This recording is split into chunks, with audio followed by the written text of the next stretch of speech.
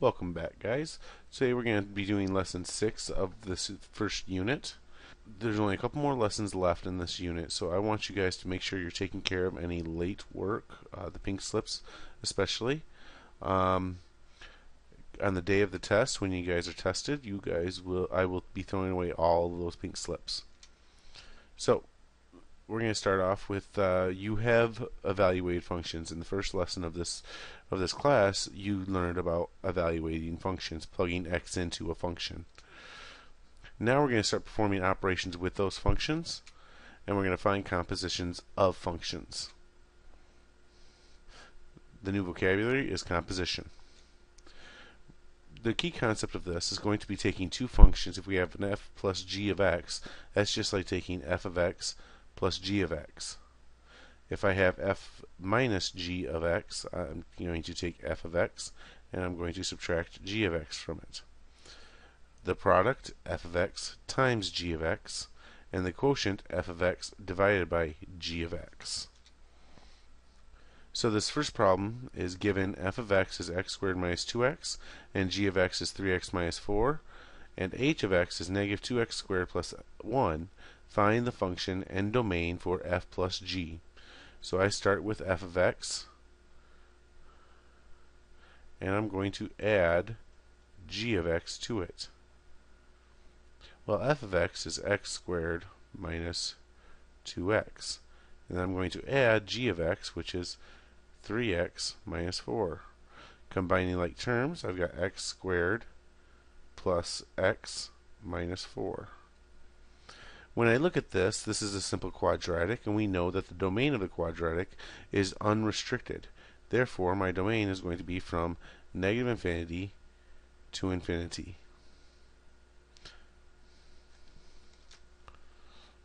This time, they want us to find f minus h. So remember, that's just going to be f of x minus h of x. Well, f of x, again, is x squared minus 2x. And I'm going to subtract negative 2x squared plus 1. Now, when you're doing subtraction, it's best to put them in parentheses. With addition, you don't really need to. With subtraction, you should. Because when you have the subtraction, it means you have to distribute this subtraction into the second set of parentheses. Therefore, I'm going to have x squared minus a negative 2x squared. So that's going to give me 3x squared. Then I have negative 2x minus, oh, well, there's no other x's over there. So that means I just have negative 2x. And then this finally, negative 1. Notice when I distribute the negative to a positive, you get minus or negative. Again, I'm looking at this. This is a simple quadratic. A quadratic, obviously, is a quadratic because it has a squared. The domain of a quadratic is negative infinity to infinity. Pretty simple so far. Subtraction, you subtract the two functions. Addition, you add the two functions. Now we're looking at f dot g. That means we're looking at f times g. So, again, that's just f of x times g of x. So I take f of x, again, I'm going to put this in parentheses because it's just easier to remember. X squared minus 2x. And I'm going to multiply that by g of x, which is 3x minus 4. Now, with this, you're going to have to distribute. You're going to have to use that distributive property, my favorite property. I'm going to take x squared, and I'm going to distribute it to 3x, and then to negative 4. And then I distribute the negative 2x to both of those in there. So that gives me 3x cubed minus 4x squared minus 6x squared plus 8. Now, combining like terms, I end up with 3x squared minus 10x squared. This is supposed to be cubed, I'm sorry. Cubed plus 8. This is a cubic function. We know that a cubic function, that was the John Travolta graph, if you guys don't remember, goes off like that. And therefore the domain, again, is completely unrestricted, negative infinity to infinity. Now we're looking at h divided by f. There we go. So I start with h of x on top over f of x on the bottom. I've got negative 2x squared plus 1 on top, and x squared minus 2x on the bottom. Looking at this, remember, you cannot cancel terms. If you tried to cancel x squared and x squared, you would be wrong. You can only cancel factors. So since I can't factor anything out of the top, there's no bother, there's nothing that's going to cancel. Therefore, this is your new function. Now, to find the domain of this, quite simply, we know we can't divide by 0, so we take this bottom and we set it equal to 0. Now, solving for this, we would factor x, leaves me with x minus 2, and that equals 0. So either x equals 0 or x equals 2. With us having these two restrictions, those can't be in our domain. Therefore, our domain is going to be from negative infinity up to 0, union 0 to 2, union 2 to infinity. And there's our domain.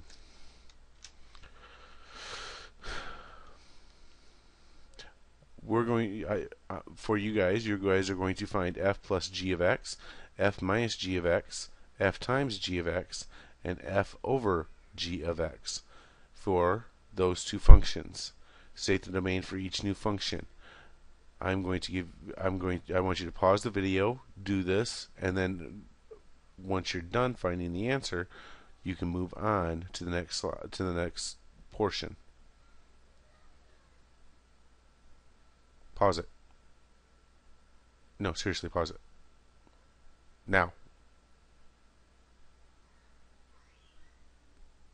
Alright, good. Welcome back. Now, hopefully you came up with B. Now we're going to talk about compositions of functions. The composition of a function is just taking f of g of x. Alright? F of g of x. So, really what this is saying, to find f of g of x, you're going to start with x, you're going to plug it into g, whatever x happens to be, you're going to plug it into g, and then you take that and you plug it into f. So, we're going to start with this, with finding f circle g of x, or f of g of x. So, f of g of x. Now, for x. So all this means is I'm going to take the function of g and plug it in for x into f. So I take x plus 3 and I put it in place of x. So it gives me 2 times x plus 3 squared minus 1. Now, I have to simplify this. You can't just leave that function like that. It's messy, it's ugly. Let's clean it up. So, that's going to be 2 times x plus 3 times x plus 3 minus 1. Foiling this out, I've got 2 times x squared plus 6x plus 9 minus 1. 2x squared plus 12x plus 18 minus 1. So our final answer is 2x squared plus 12x plus 17. this is f of g of x, or f circle g of x. So let's try that again. This time we're going to go g circle f of x. So this time we go backwards. This time we take this one and plug it in for x here. So we're looking for g of f of x. So that means I need 2x squared minus 1, that's our x, plus 3. Now I'm going to clean this up. 2x squared negative 1 plus 3, oh, that's plus 2. There is g circle f of x. This time I'm going to find f circle g of 2. So this time, instead of having an x, I actually have a number. So I'm going to take this 2 and I'm going to plug it in for x. I'm going to find that answer and plug it in for x into f. So I'm finding f g of 2. So I start with g of 2. G of 2 is going to be 2 plus 3, that's 5. So really, I'm looking for f of 5. Well, I plug 5 in, that's 5 squared. So that's going to give me 2 times 5 squared minus 1. 25. 2 times 25 minus 1. 50 minus 1. So f of g of 2 equals 49. Now we're going to start decomposing functions. If I'm going to decompose a function, I'm going to take two functions and I'm going to pull them apart. So we have this function h of x, and I need to transform it into f of x and g of x. So really what they're saying is find f of x and find g of x. And they're telling us that neither one of the functions just can be x. So when I'm looking at this, I see this 1 over this thing right here.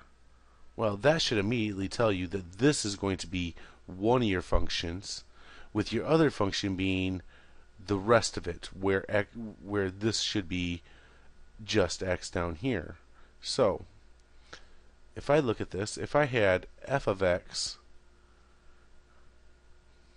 be 1 over x, then g of x would be x plus 2 squared. Now this is not saying anything that this is the right answer. This could be broken up into many different ways. I could have said, well, we're going to let f of x be 1 over x squared. And we're going to say then g of x would have to be x plus 2. I would still end up with the same thing because h of x is the composition of f and g. And even you can come up with several different more for this. They're all correct answers. Oops.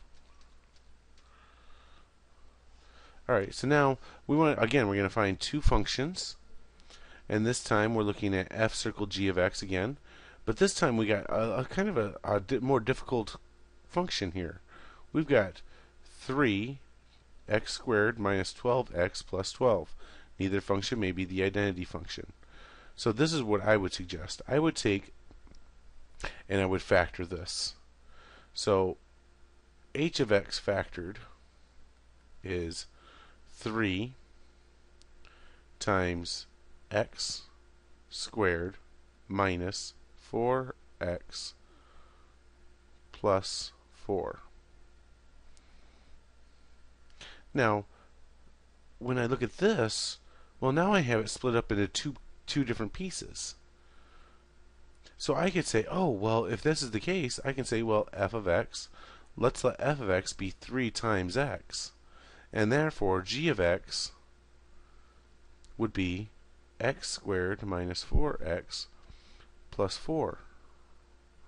And there's other ways you can do this. I want you to realize that there's other ways you can do this. You could take this and factor even further, saying that, well, this is going to just be 3 times x minus 2 squared. Well, then you can also say, well, then if this is the case, let's let f of x equal 3x squared, and g of x will be then x minus 2. Two totally different functions for f of x and g of x, but when you compose them, you end up with the same h of x.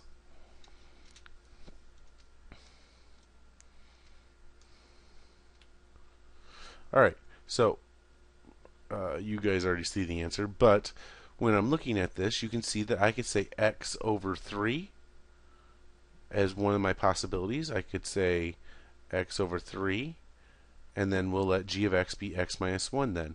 Or you could have said, let's let f of x equal the square root of x over 3, and we will let g of x be what?